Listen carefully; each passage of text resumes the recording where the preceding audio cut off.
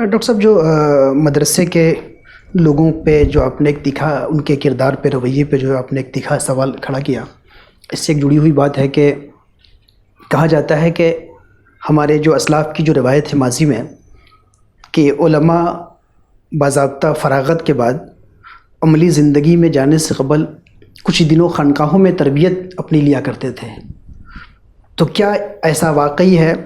اور آج جو یہ کمی آئی ہے، اور بجائے اس کے کہ خانقاہوں سے تربیت لیں گے، آج ایک میں دیکھ رہا ہوں پچھلے کچھ سالوں سے خانقاہوں اور مدرسوں کے درمیان جیسے کہ ایک مہابھارت نیام شروع ہو رہا ہے، اس فضا کے بارے میں اور اس کے نقصانات کے بارے میں کیا فرمائیں گے آپ؟ دیکھیے، جب سے خانقاہی نظام ہمارے بھارت میں کمزور ہوا ہے، جی، سماجی تانا بانا بہت ہی تتر بتر ہو گیا ہے۔ جی ہاں، ایک طرح سے کہیے کہ منتشر ہوتا جا رہا ہے۔ جی ہاں،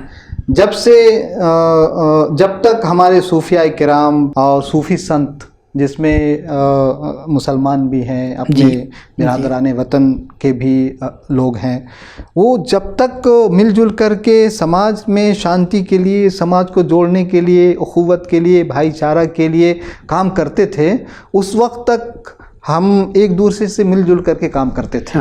تو جو خانقاہی نظام تھا، میں تو یہاں آ کر کے بے انتہا خوشی محسوس کر رہا ہوں کہ جو یہ خانقاہ عارفیہ، جہاں میں بیٹھ کر کے آپ سے گفتگو کر رہا ہوں، یہاں خانقاہی نظام کا ایک سمجھیے کہ میں اپنی نگاہوں سے اس کا جو ہے دیدار کر رہا ہوں، اسے دیکھ رہا ہوں۔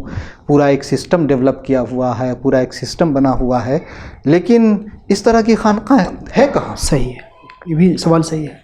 اب جتنی خانقاہیں ہیں، وہ خانقاہیں عام طور پر کسی نہ کسی بزرگ کے مزارات اور آراس وغیرہ کے رسوم اور تقریبات وغیرہ پہ منتقل ہو گئی درگاہیں ہیں، بس درگاہیں، درگاہیں بچ گئی ہیں، خانقاہوں کا نظام چرمرا گیا ہے۔ بالکل صحیح ہے۔ اور اگر یہ خانقاہ عارفیہ، اگر خانقاہی نظام کو آگے بڑھانے کی یہاں سے کوشش کی جا رہی ہے، تو یہ لائق ستائش ہے۔ اور جو لوگ خانقاہی نظام کو ڈیولپ کرنا چاہتے ہیں، میں ان سے درخواست کروں گا کہ وہ آ کر کے یہاں کچھ دن تربیت حاصل کریں۔ کیا بات ہے۔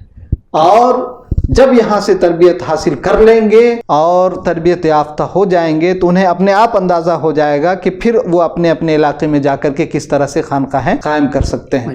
آپ اپنے آپ میں ایک خانقاہ ہے۔ جی ہاں، جی ہاں۔ ایک انسان اپنے آپ میں ایک جو پروفیسر ہوتا ہے، وہ پروفیسر سمجھیے کہ اپنے آپ میں ایک یونیورسٹی کے مانند ہوتا ہے۔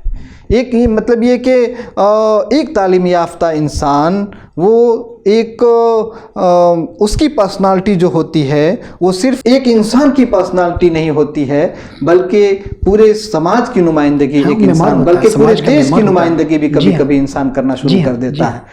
تو آپ خانقاہی نظام سے، اگر آپ خانقاہی ہیں، تو اگر آپ چلتے ہیں تو آپ کا چلنا بھی خانقاہی ہونا چاہیے۔ اگر آپ بولتے ہیں تو آپ کا بولنا بھی خانقاہی ہونا چاہیے۔